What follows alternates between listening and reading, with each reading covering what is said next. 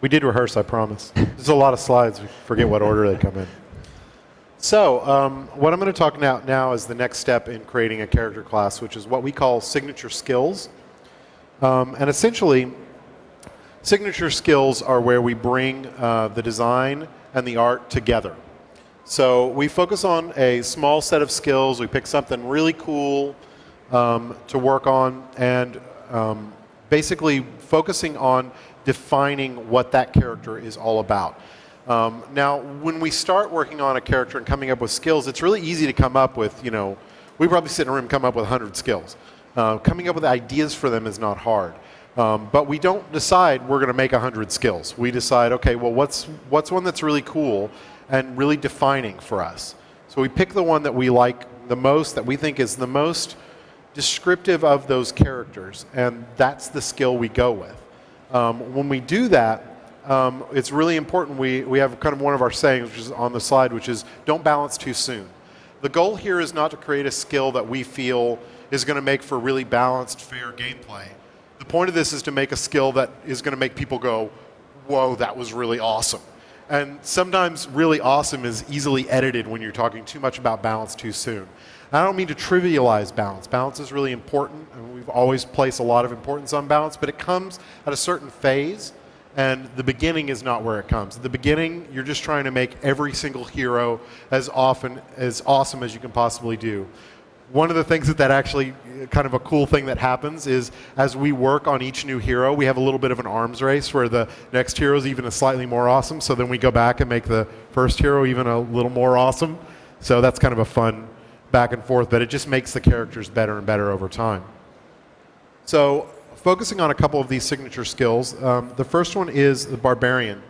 Seismic Slam. This is basically a skill where the Barbarian raises a weapon above his head, slams it on the ground, and essentially anything in kind of a cone in front of him gets just kind of rocked and destroyed.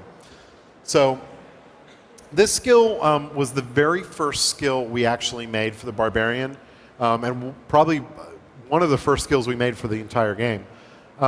It took a lot longer to make this skill than it takes to make most skills. We did a lot of iteration in the animation department in particular, because trying to make the Barbarian feel physically powerful, generally we associate kind of big, bold movements with physical power, but if you want a game that plays really fast and feels responsive, you want the movements to be really fast.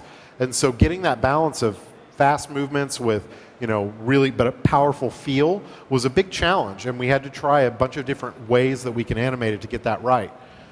So once we did that, got through kind of all that iteration, what was funny was we really didn't like the skill for most of the time. We got the programming done on it, and I don't know, it doesn't seem that great.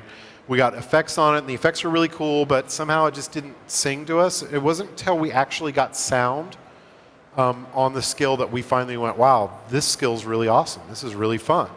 And the key to that, I think, is that it takes a lot of faith to get through this process.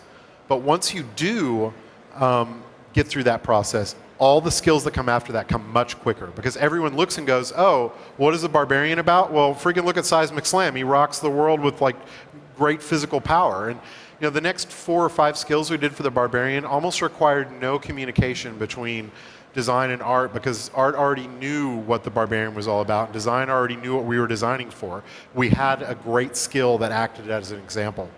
So the next one I want to talk about is Witch Doctor, Firebomb, which went through kind of an interesting evolution. One of the first skills we did for the Witch Doctor, and originally it was more like a fireball spell. So when you cast it, you cast it in a direct line from the Witch Doctor to your target.